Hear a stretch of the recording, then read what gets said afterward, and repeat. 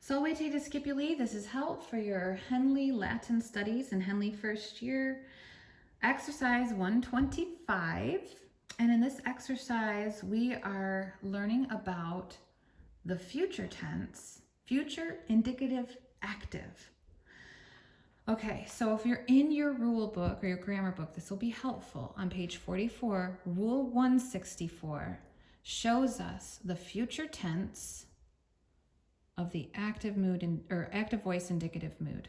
Okay, and if you were ever in classical conversations foundations, then you know bo, bis, bit, bimus, bitus, bunt are first conjugation future tense endings. So that will be helpful. Okay, future tense meaning it will happen in the future. So it's action that will take place. You're going to want to study those endings and their translations in rule number 164 and learn that model verb laudabo.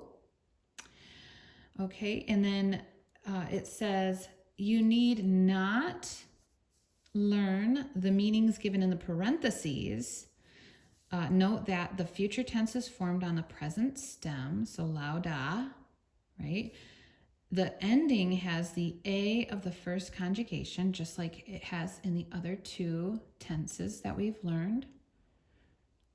The final personal signs are the same as for the present and the imperfect tenses. So we have OST, mus, tis, nt. Those are our personal signs. And the ending contains a tense sign, bi, bi, which is a sign of the future in the first and second conjugation. So with the exception of first person singular, which is simply bo, you will see bi, bi, bi, bi, and then in the third person plural, bunt. Different from imperfect, which is bant. Okay, so it's good if you have these memorized because that will be so helpful. All right, so in exercise, we also have some new vocabulary words. Just wanted to point that out and call your attention to this irregular verb give. Do, dare.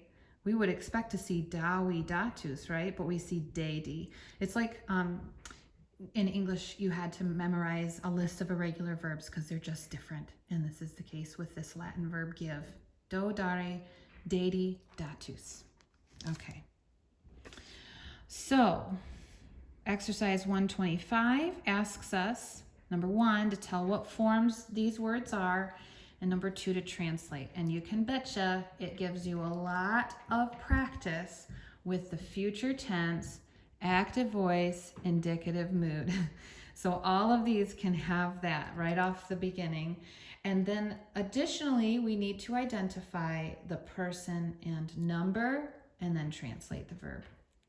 So we have superabit, which is number 1. Let's see, it is future, active, indicative, bit.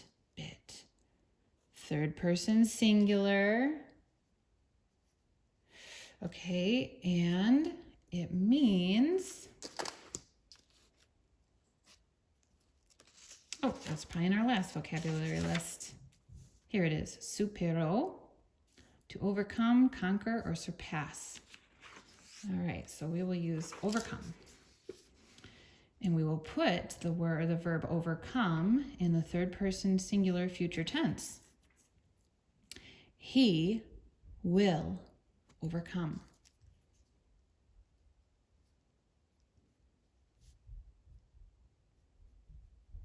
All right, number 2, laudabo. Okay, so again, we know that this is future, active, indicative. If it feels repetitive, remember that that's okay. Repeating, all of these things will help cement it in your mind. Future, active, indicative. This is bo, which is a first person singular ending. And so it will be translated, I shall praise.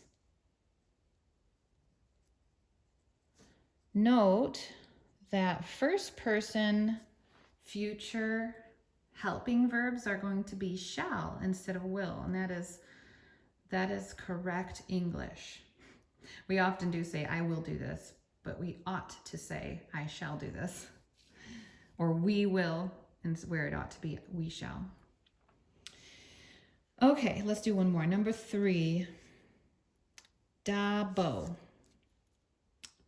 Remember that do, dare, deity, datus, that irregular verb for give. And in this case, our ending is bo, right? So this is future, active, indicative, first person singular, and it translates as I shall give. Okay, I think you've got the hang of it. So keep going through each of those words, identifying the forms that they are, giving the tense, the voice, the mood, the person, the number, and the translation. I hope this has been helpful to you. Have a great day.